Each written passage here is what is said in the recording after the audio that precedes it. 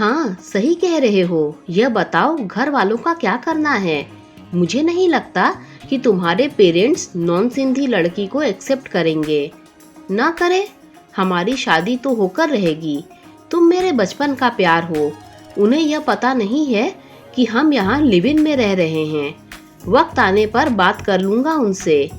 शिविन और सोनिका एक दूसरे के प्यार में पोर पोर डूबे हैं और उधर इंडिया में किसी को भनक भी नहीं है कि लंदन में क्या चल रहा है।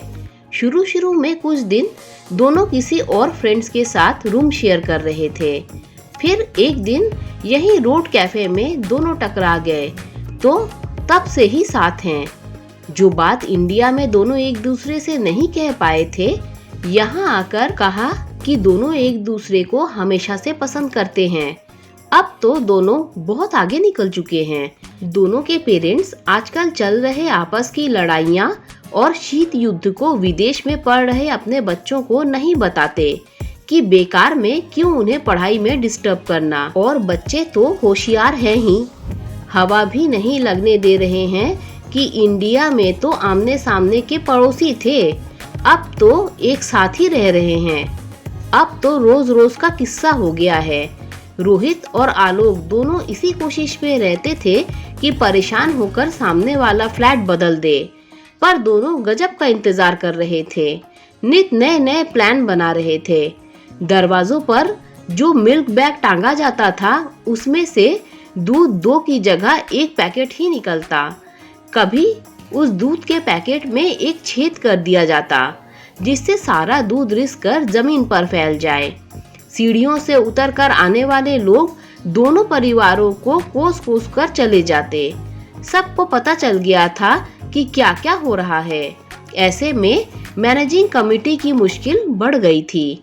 दोनों लोग रोज ऑफिस जाते हैं और एक दूसरे की शिकायत करते।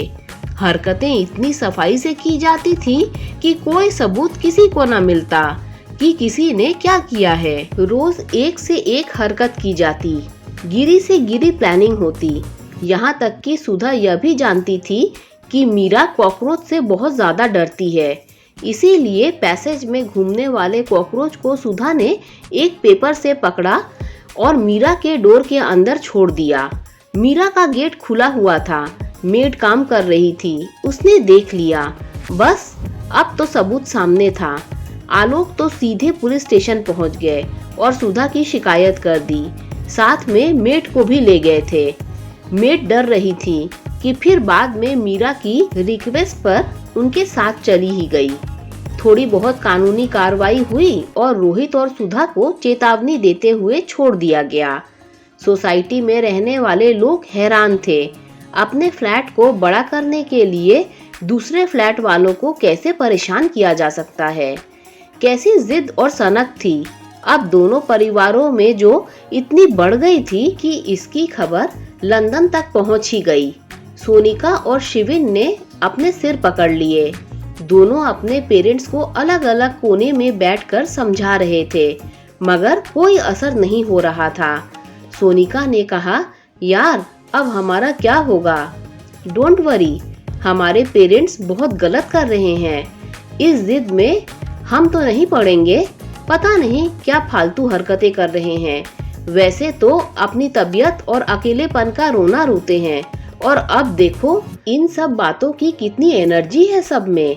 मुंबई में दोनों घरों का माहौल बहुत खराब होता जा रहा था। दोनों परिवार अपने अपने तरीके से एक दूसरे को नुकसान पहुंचा रहे थे। रात में वीडियो कॉल पर सोनिका और शिविन से अब हर बात बताते। शिविन तो इकलौती संतान था। आलोक और मीरा उसी से कहकर अपना दिल हल्का करते।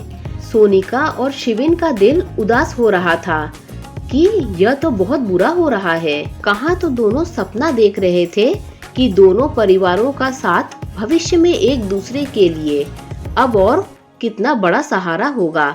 सब एक दूसरे के सुख दुख में साथ रह लेंगे। शिविन ने बहुत गंभीर मुद्रा में कहा, सोनू, कोई वहाँ एक दूसरे को कोई बड़ा नुकसान पहुँचा दे, इससे पहले उन्हें रोकना होगा।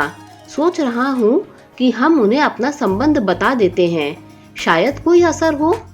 ठीक है, कोशिश कर सकते हैं। अब अपने बारे में बता ही देते हैं। उसी दिन जब दोनों अपने परिवार से वीडियो कॉल कर रहे थे, दोनों ने बात करते करते साफ साफ कहा, आप लोग यह झगड़ा रोक क्यों नहीं देते, क्योंकि जॉब मिलते ही हम दोनों शादी कर लेंगे और हम अभी भी साथ ही रह रहे हैं। बहुत सोच समझकर हमने एक दूसरे को अपना जीवन साथी चुन लिया है और हमारा फैसला बदलेगा नहीं। अब आप लोग देख लीजिए क्या करना है। हमें तो प्यार है तो है। दोनों परिवार में जैसे सन्नाटा फैल गया।